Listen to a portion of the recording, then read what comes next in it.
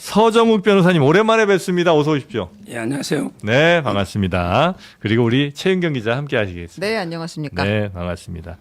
네, 급변하는 정세에서 네. 그 윤석열 전 대통령 탈당을 권유하러 직접 찾아가서 전환기 씨랑 같이 찾아갔다가 욕바가지를 먹고 돌아오신.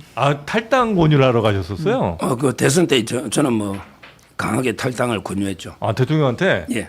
오, 무슨 명분으로요? 어차피 이게 대선 어려운데 예? 이게 어렵다. 그럼 이게 지고 나면 책임만 뒤집어 쓴다. 그러니까 선제적으로는 이거 탈당해야 된다. 이렇게 제가 권유했습니다. 책임지지 않기 위해서라도 선제적 탈당을 해야 된다. 예. 어차피 이 대선은 질대선이다. 예. 그러니까 뒤집어 쓰지 말고 빨리 나와라. 이제 이런 취지였던 것 같아요. 저는 예전에 우리 서정욱 변호사님이 그 명품백 얘기하셨을 때 그때가 좀 기억에 남습니다. 맞습니다. 네, 디올백 그 작은 거. 그거 뭐 아무것도 아닌 거. 네, 그거 뭐 돈이 없어서 그랬겠냐고. 네, 받아도 아무 문제도 안 네. 된다. 이런 얘기 하셨었는데 상황이 지금 좀 많이 바뀌었잖아요. 막 그 진짜 이건 작은 거였고 훨씬 큰 것도 많이 받았잖아요. 이 상황은 이거 좀 김건희 씨가 문제가 좀 많다 이런 생각을 하세요? 아니면 여전히 그 정도 뭐 영부인으로서 얼마든지 받을 수 있는 거 아닌가? 이 생각을 좀 하십니까? 뭐 저는 도덕적으로는 이게 좀 받았다면 문제가 있다 봅니다. 도덕적으로는? 예. 그런데 그 법적으로는 다툴 점이 많다. 그 정도 받았어도? 왜냐하면 이제 그 김건희 여사는 민간인입니다. 네. 네. 지금 전부 이게 그 뇌물로 엮으려 하거든요. 네. 뇌물이라는 건 이제 그 공무원만 범할 수 있죠. 네. 그래서 이제 그 윤석열 대통령하고 계속 이 공범으로 네. 전부 이게 엮으려 하거든요. 네. 근데 그거는 좀 무리하다. 왜냐하면 이게 대통령하고 김건희 여사 공모를 해서 뭔가 이제 그 직무상 청탁을 받고 네. 선물 받았다 이렇게 보기 어렵기 때문에 지금 윤 대통령 또 수사를 다 거부하고 있잖아요. 네. 그래서 이게 그 특검이 뇌물 입증은 쉽지 않을 거다 이렇게 봅니다. 예를 들면 이제 그 목걸이를 받고 네. 그다음에 이제 기도회에 초청했을 때 윤석열 대통령 부부가 갔잖아요. 그리고 이제 총리 비서실장으로 임명을 한 건 대통령이 한 거잖아요. 근데 그렇다 하더라도 뇌물죄의 공범은 어렵다고 보시는 거예요? 일단 이제 그 기도에 간 거는 뭐 그거는 부정한 청탁이나 부정한 행위를 보기 어렵고요. 네. 기도에 갈 수 있고 네. 지금은 이제 그 박성근 검사거든요. 네. 총리실 그 비서실장이었던. 예. 네. 근데 이분이 비서실장이 그 차관급인가 그럴 거예요. 네. 근데 그때도 너무 이게 그 낮춰가 간 게 아니냐. 급을 낮춰서 네. 이런 이제 그 고위직 검사 출신이 총리 비서실장 이거는 청탁이나 이게 그 뇌물로 대가로 보기 어렵다. 그래서 이제 요즘 노는 게 그 공천 문제인데요. 네. 2024년 공천은 이제 그 시점이 너무 떨어져 있고 실제 공천에 또 실패했지 않습니까? 그래서 이게 아마 특검은 이제 그 공천하고 대가로 서희건설 네. 이렇게 엮을 할지 모르지만 그거는 거리상 시간이 너무 떨어져 있고 네. 실패한 거고요. 그다음에 그 총리 비서실장은요. 그런 이제 그 자리를 가려고 굳이 그 목걸이 선물을 해야 갈 수 있는 그런 자리는 아니라고 저는 봅니다. 근데 본인이 그렇게 주장했잖아요. 그 서희건설 회장이 이렇게 청탁했고 좀 실망은 했지만 어쨌든 그 성립이 됐다는 취지로 얘기를 했는데 마을 이장이라도 받고서 안 치면은 그건 청탁이 성립하는 거 아니에요? 근데 형사법 지금 1타 강사하니까 제가 신림동 1타 출신이니까 물어보는 네네. 겁니다. 근데 그 대가 관계, 대가성이 중요한데 네. 그러면 이게 목걸이 안 주시면 뭐 총리 비서실장을 못 갔을까? 네, 그 그랬을 것 커리어를 같은데. 봤을 때 네. 오히려 이렇게 급을 낮춰갔다. 이런데 왜 이런 사람이 이 자리에 가느냐 이런 게 그때 이야기 많았습니다. 따라서 저는 목걸이하고 이게 그 총리 비서실장이 뭐 몇천만짜리 목걸이하고 이게 대가 관계가 있는가? 거기에 그 다툼의 여지가 있다 봐요. 그러니까 이제 직급의 문제가 아니라 총리 비서실장이라고 하면 국정운영이 굉장히 여러 아주 통합적으로 다 한눈에 볼 수 있는 자리긴 하잖아요. 굉장히 중요한 자리잖아요.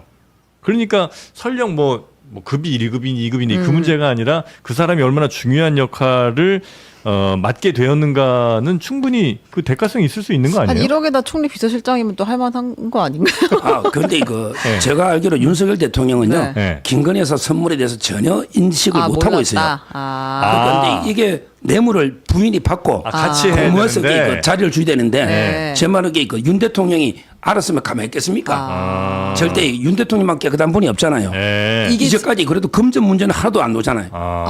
이것도 약간 역사에 박제될 말인데 윤 대통령만큼 깨끗한 분은 없잖아요. 이제까지 의혹이 된 게 대통령은 하나도 없습니다. 네, 전부 네, 김건희 여사 문제지.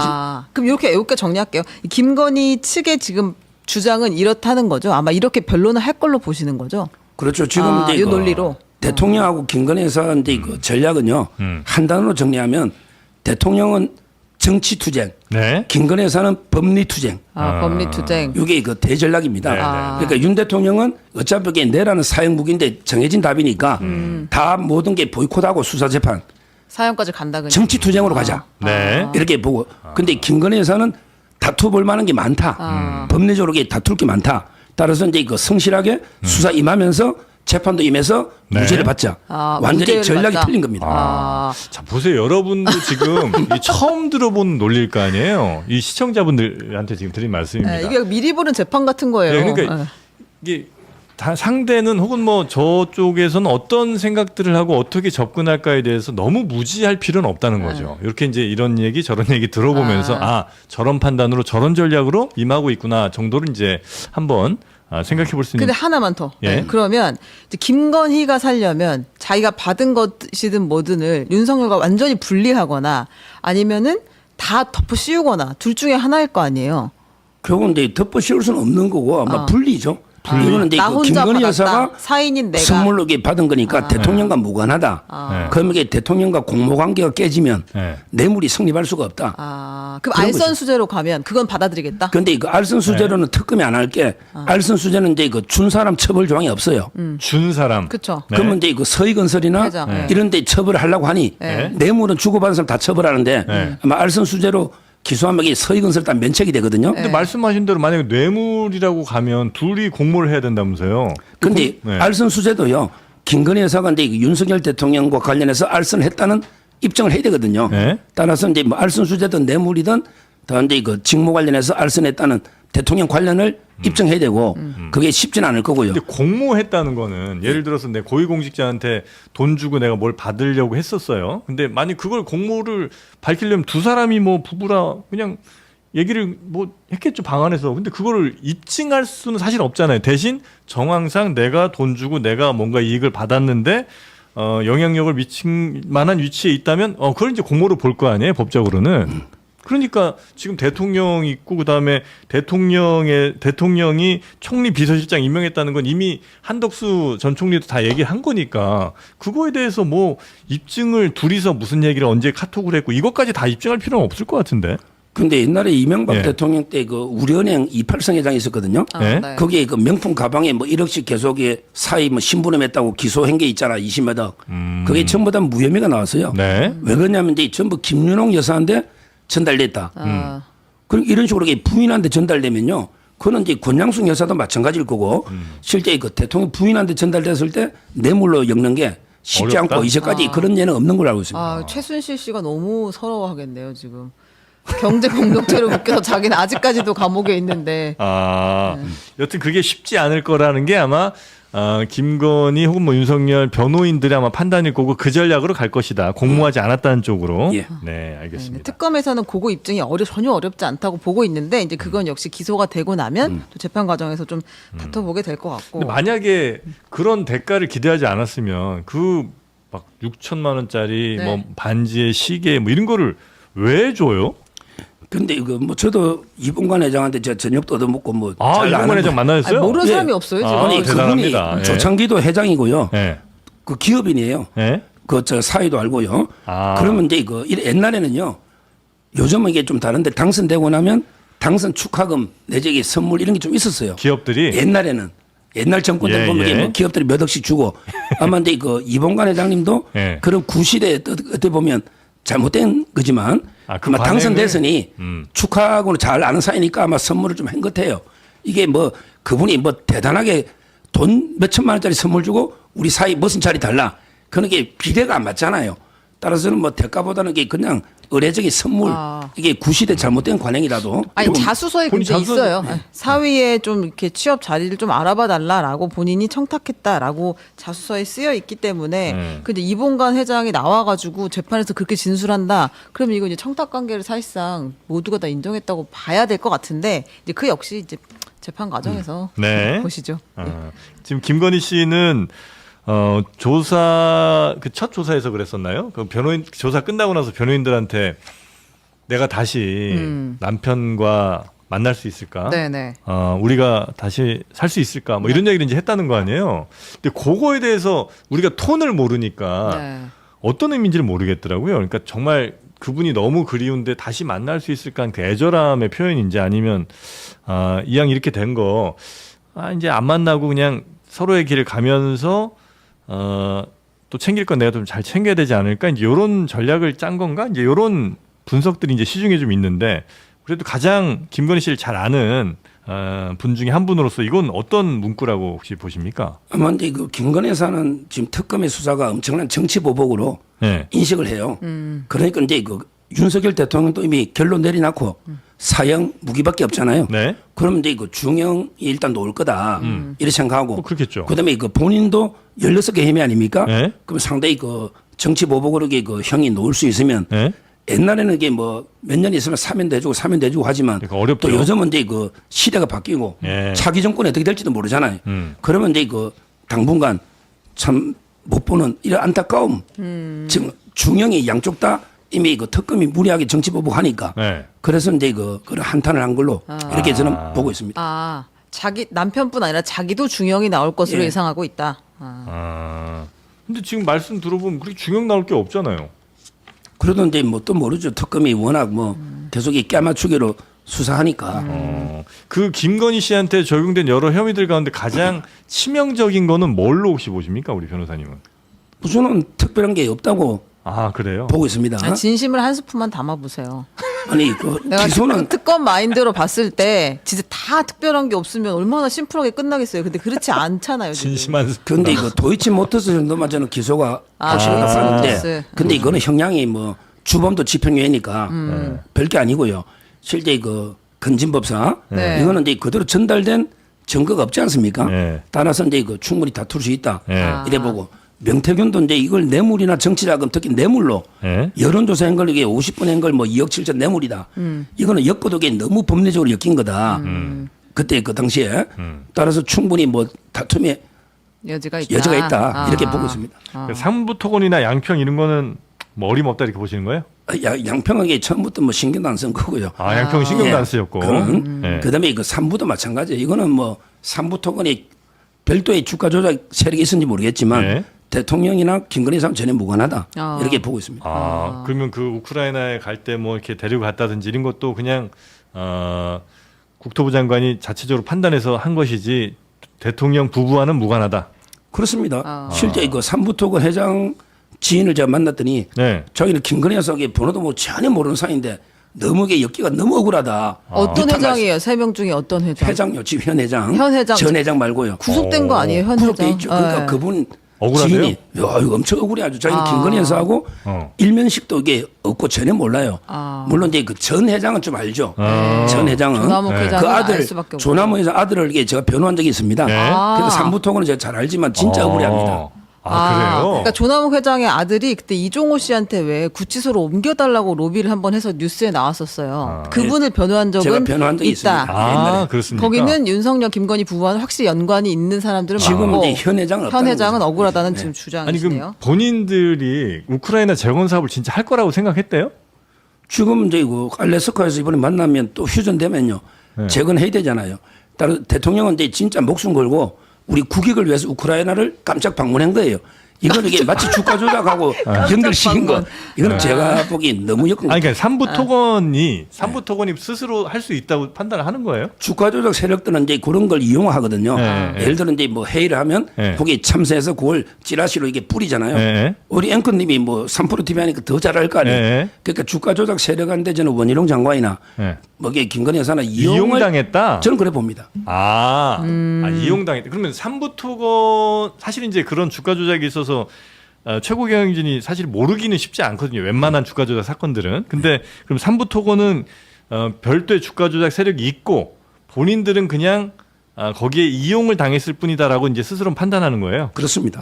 다만 이제 그 지금 구속된 사람도 뭐 다툼이 있다고 억울해하니까 예. 본인이 주가 조작도 제가 단정할 수는 없는데 하여튼 김건희 여사가 뭐 한 주라도 사거나 뭐 이게 전혀 없지 않습니까? 도이치처럼 아무 관계 없는 거예요. 그 도이치는 자기가 샀으니까 그 문제가 그거는 있을 이게 수 사고 있는데 이익금 뭐 8억이라고 특검이 하니까. 근데 삼부토건은 전혀 삼부토건은 관계 아니다. 없는 겁니다. 이렇게 주장하는군요. 그래요? 알겠습니다. 그건 이제 뭐 나중에 또 계좌 예, 뭐 예. 타범 나오겠죠, 뭐. 네, 알겠습니다. 자, 김건희 씨는 일단 건강 상태는 지금 안 좋다. 네. 그리고 주어진 여러 가지 받고 있는 혐의들 중에 제대로 걸릴 게 별로 없어 보인다. 예. 아. 여러분 정신 바짝 차리세요. 지금 월요일부터 어질어질하다고 댓글이 지금 이게 어디까지 언제까지 들어야 되냐고 하시는데 정신 차리세요. 다 재판 가면 다 나올 이야기입니다, 여러분. 네. 자, 그러면 국정이 개입한 것도 거의 지금 연결고리를 찾기 어렵다고 지금 보신다는 거고 아마 변호인들도 그렇게 전략을 짤 것이고. 그럼 김건희 씨는 사실 걱정할 게 별로 없네요, 그죠? 그래도 이제 뭐 재판 과정이 험난하게 지금도 구속돼 있기 때문에 네. 뭐 해야 되지만 일단 윤석열 대통령이 수사를 다 거부하고 있잖아요. 네. 체포에 대해서도 이제 2번이나 불응했지 않습니까? 네. 아마 대통령 이 입을 열지 않고는요. 저는 공모나 이런 게 이거 쉽지 않다고 보고 있습니다. 그럼 대통령이 입을 안 여는 거는 부인을 지키기 위해서요? 아니, 그보다 이 특검이 너무 무리하게 정치보복 깨맞추기 먼지털이 수사하니까 네. 협조할 필요가 없다. 대통령이 이렇게 보고 있는 거죠. 아, 지금 현재 수사가 너무 이거 끼워 맞추기 수사다라고 판단을 하고 난 여기에는 협조하지 않겠다. 수사에 어떤 협조도 안 하고 나중에 재판 가서 밝히겠다. 재판도 아마 이게 안 나가고 불구하지 않을까 있는데요? 싶습니다. 아, 재판도 필요 없다. 그냥 기다려요. 사형과 무기징역 중에 하나를 기다립니까 그냥? 뭐 옛날에 박근혜 대통령 전략과 똑같은 거죠. 알아서 재판하고 결론 정권이 내라. 바뀌면 네. 사면 노는 거고 뭐 그런 거죠. 아, 그러면 그 희망은 갖고 있어요. 그 예를 들어서 지금 현재 이재명 정부 아니고 다음에 혹시 보수 정부가 들어서면 사면해 주지 않을까? 그런데 그 이제까지 역사가요. 네. 전부 전두환 노태우 대통령도 2년 있다가 사면됐고요. 그다음에 이 박근혜 이명박 대통령 다 사면됐습니다. 우리나라의 국민들이 몇 년 지나면요. 바로 이게 또 여론이 바뀌거든요. 어떻게 반전될지 몰라요. 그때 되면 이게 또 이재명 대통령이 재판 중단된 걸 재개해라 이런 여론이 있을 수도 있고 지지율에 따라 이재명 대통령이 지지율이 폭락하면 네. 그게 여론이 반전될 수 있지. 항상 대통령에 대한 거는 법리 재판이 아니고 네. 정치 재판이다. 정치 저는 이렇게 재판이다. 봅니다. 그래서 그거는 노리고 있다, 기다리고 있다. 어쨌든 형이 무겁게 나올 거에 대해서는 예상은 하시는군요. 아마 근데 이거 내란죄로 뭐 엮여버리면 네. 그 사형 무기밖에 없으니 뭐 네네네. 그렇게 놓을 수밖에 없죠. 그렇군요. 혹시 윤석열 전 대통령에 대한 그 혐의나 이런 것들도 마치 김건희 씨 지금 얘기했던 것처럼 사실상 실체는 별로 없는데 너무 끼워 맞추기 억울한 지금 특검 수사가 이루어지고 있다고 보세요?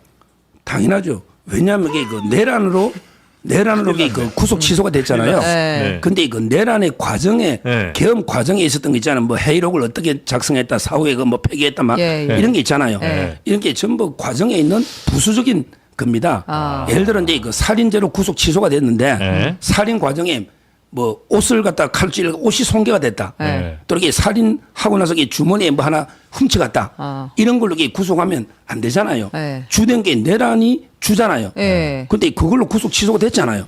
근데 그게 수반되는 부수행위로 또 이게 영장을 또 치잖아요. 그때부터 이게 전면 보이콧한 겁니다. 그러니까 내라는 내가 잘못했어, 그래. 근데 이런 걸로 한 번 더 구속하는 건 아니잖아. 이런 생각인 거예요. 내란도 이게 잘못했다고 생각 안 하지만 그래요? 법리적으로 내란에 대해서 이게 지기현 판사가 구속 취소를 했는데 그게 과정에 있었던 부수적인 걸로 다시 이렇게 구속하는 거는 이중 구속이다 이 말입니다. 네.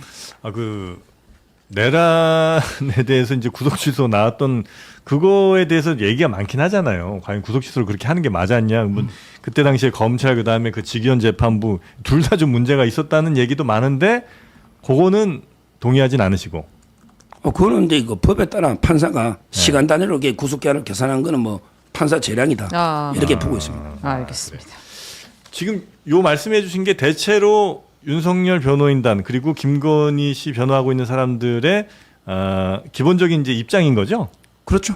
저 변호인하고는 수시로 소통하니까 똑같은 이게 입장이라고 보면 됩니다. 추가로 변호인을 더 선임하거나 이러지는 않아요, 지금? 그러지는 않을 겁니다. 아마 김건희 여사는 3명이 그게 하고 전부예요? 있고요. 예, 대통령 변호인단은 이제 뭐 필요가 없죠. 그래서 3명이 그 젊은 최명성부터 네, 네. 최지우.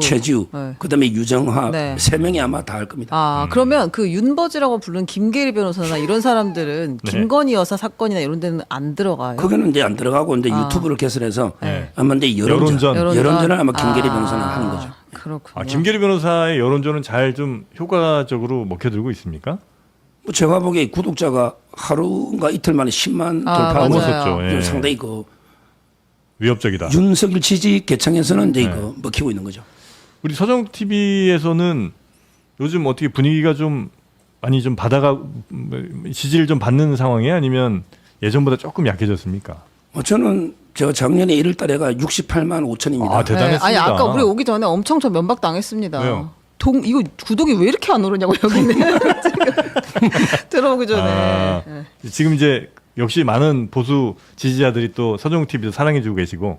예, 저는 이제 그 우리 우파 내에서는 싸움에 개입 안 하고 항상 그 이재명 정권 비판만 하니까 우파 내에서는 이제 그 논쟁을 싸움을 안 합니다. 우파 내 싸움은 아예 그냥 언급을 안 하시는 거예요?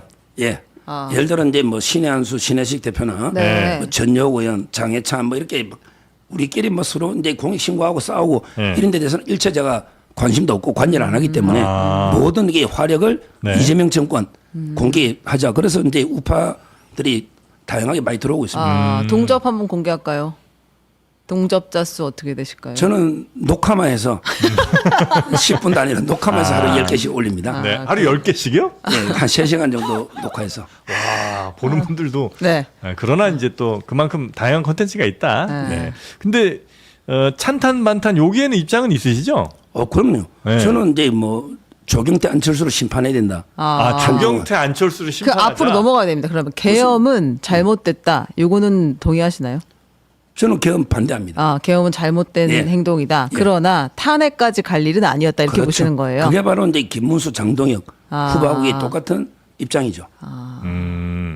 그럼 김문수 장동혁이 올바른 지금 현재 방향으로 가고 있고 예. 안철수 조경태는 지금 보수를 또 국민의힘을 망치는 지금 길로 가고 있다. 그렇습니다. 아하. 저는 공개적으로 저희 서정욱 TV 유튜브는요. 네. 네. 주적은 이제 그 이재명 정권이고 주적이 거기에 이재명. 부역자가 한동훈과 이준석이다. 3명만 이게 비판하고 있습니다. 부역자는 한동훈과 한동훈, 이준석이다. 이준석. 탄핵에 앞장선. 그래요? 주적은 이재명. 네, 근데 그 전에 이 유튜브 생태계 좀 더 물어보고 싶었는데 네. 전한길 씨를 지금 이 정치판에 끌어들인 게 서정욱 변호사님이라는 얘기가 맞아요? 저하고 이제 오래전부터 뭐 친목 계를 3명이. 와, 호랑이 새끼를 키우셨네. 네, 아니, 아니요, 친목 그냥 계를 평소에 했는데. 정치 이야기를 많이 했는데 네. 별로 정치에 큰 관심이 없었거든요. 네. 근데 갑자기 뭐 정치판에 이제 지금은 너무 그 한복판에 뛰어들어서 제가 근데 좀 부담스러울 정도로 오히려 저는 가능하면 제 이름이 거론되는 걸 안 좋아하는데 네. 계속 이 전환길이 언론에 이슈가 되잖아요. 네. 요걸 좀 제가 조심하라고 하고요.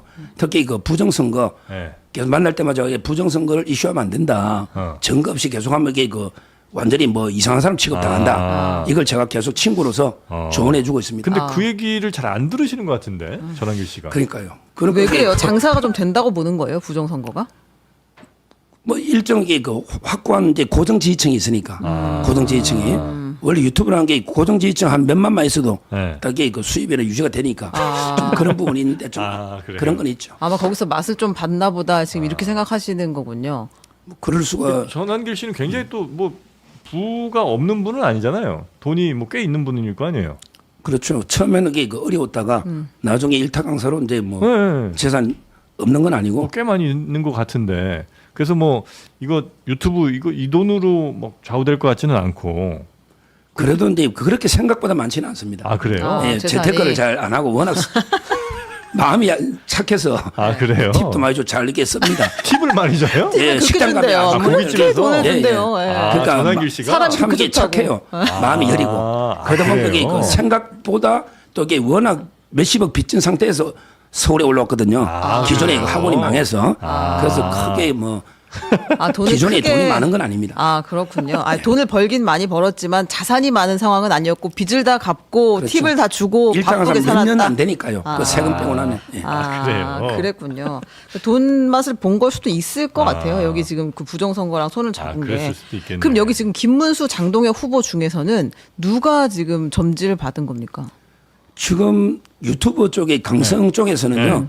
장동혁 후보 압도적입니다. 압도적이에요? 예, 유튜브에서 한 10만 이상 설문조사를 하잖아요. 네. 그럼 한 80%가 장동이고 네. 그럼 특히 윤석열 대통령 지지자들한테는 장동이 압도적인데 그거는 왜 그러냐면 또 김문수 후보가 한동훈과 이준석까지 포용해야 된다. 이런 게 치명타를 받았죠. 근데 장동혁은 그런 거 다 쳐내야 된다. 다 내부에 적들. 외부의 50명보다 내부적 하나가 더 위험하다. 그래서 이게 친해야 된다는 게 장동이고 포용해야 된다는 게 김문수입니다. 따라서 이제 친윤은 거의 한 7, 80%가 장동혁인데 네. 근데 문제는 이제 김문수 후보가 41% 얻은 저력이 있잖아요. 네. 또 이제 유튜브에 안 잡히는 우리 자유우파 보수도 있기 그렇죠, 때문에 그렇죠. 그래도 판세는 김문수 후보가 약간이라도 유리하지 않을까 아직은. 약간이 아니라 여론조사 결과는 거의 더블 스코어예요. 장동혁 그런데 그거는요. 네. 그거는 갤럽의 가장 최근 거는 그 표본이 200명밖에 안 되고 그래요? 거기에 무응답이 33%고 그다음에 김문수가 31, 그다음에 그 안철수 장도희 14, 그다음 조경태 꼴찌거든요. 네. 따라서 그걸 가지고 판단하기 어렵습니다.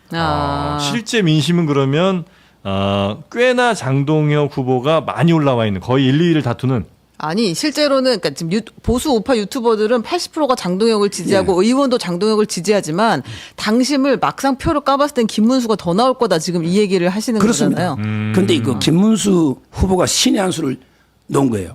이번에 그 압수수색 넣었을 때 당사를 1층을 딱 점거하고 무기한 농성 들어갔잖아요. 네. 그러면서 이게 또 지지율이 약간 야 김문수가 잘 지키네. 이러면서 이게 그 때문에 장동혁이 약간 주춤하고 김문수가 또 뜨고 있는. 하늘 자전거가 좀 효과가 있었을까요? 신의 한 수입니다. 그게 신의 한 수예요. 예, 신의 한수 증거한 게. 유튜브에 나갔다는 얘기 아닙니다, 여러분. 이 다리 찢는 게 신의 한 수였다. 지금 이 얘기를 하는 겁니다. 그 장동혁의 이 부끄러운 것입니다.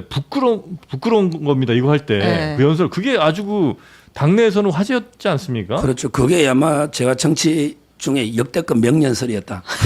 이렇게 평가를 역대급 명. 네, 얘기했잖아요. 예. 그 역대급 그렇게 봅니다. 그 한동훈 계 쪽에서는 그대로 막 손가락질까지 하니까 배신자 아니냐 이렇게 하지만 뭐 저는 올바른 말을 원고 없이 그대로 그 부끄러움이라는 화두로 연설했잖아요. 와 정말 이게 전율을 가져오는 그러니까 이런 게 명연설이었죠. 전율. 그 대회장 안에서는 진짜 사람들 막 소름 돋았을 것 같아 온몸에. 그렇습니다. 막 눈물 흘리고. 아니 분명히 난 그랬을 거라 생각하거든요. 네. 와 이건 정말 처음 봤어요. 그때는 이게 판세가 장도익 쪽으로 기운 줄 알았는데 하여튼 김문수 보고 1층 그 증가하는 바람에 그 운동하면서 다시 또 지금 재역전하는 이 거. 명연설대 하늘 자전거가 지금 한판 승부하는 거예요. 나 진짜 와. 아니 여러분 진짜 정말 계속 지금 욕하시면서 안 나가요. 동접이 올라왔어요 더. 그래서 재미는 있어 확실히. 네. 이런 모습들은 저는 뭐 정치가 여러 또 역할을 해야 되지만 국민들에게 뭐 기쁨과 웃음도 주긴 해야 될 거 아니에요. 그런 의미에서 기쁨은 아닙니다. 웃음이긴 웃음. 하지만 기쁨은 아닙니다. 웃으니까 행복한 겁니다. 네, 맞습니다. 행복해서 웃는 게 아닙니다.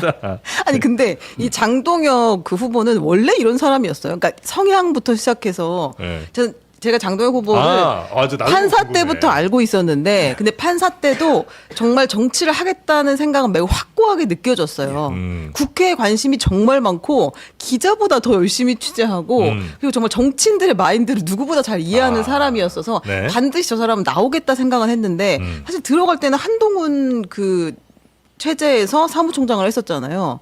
그러다가 지금 여기까지 와 있는 건데 원래 어떤 사람인 거예요? 장동혁은 이제 그 행정 공무원하고 사법고시 준비할 때 제가 신림동에 일타 강사할 때 제한테 수업을 들은 제자입니다. 그걸 모르는 사람이 없습니다.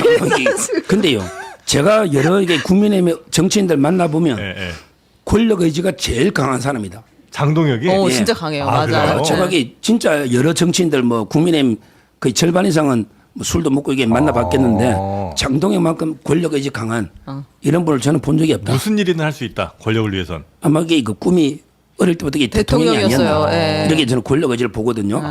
옛날에 그 여당의 정청래 대표가 건국대 과대표 놓았을 때 꿈이 대통령이라고 공약했다는 걸 제가 봤는데 아마 정청래 대표만큼 그래서 저는 정청래와 장동혁 붙으면요. 아마 이게 역대급 여야 간에 서로 사람 취급 안 하니까 서로 이제 압수를 하면서 아마 이게 역대급 싸움이 벌어지지 않을까. 너무 재밌겠다. 둘 다 사람 취급 안 하잖아 서로.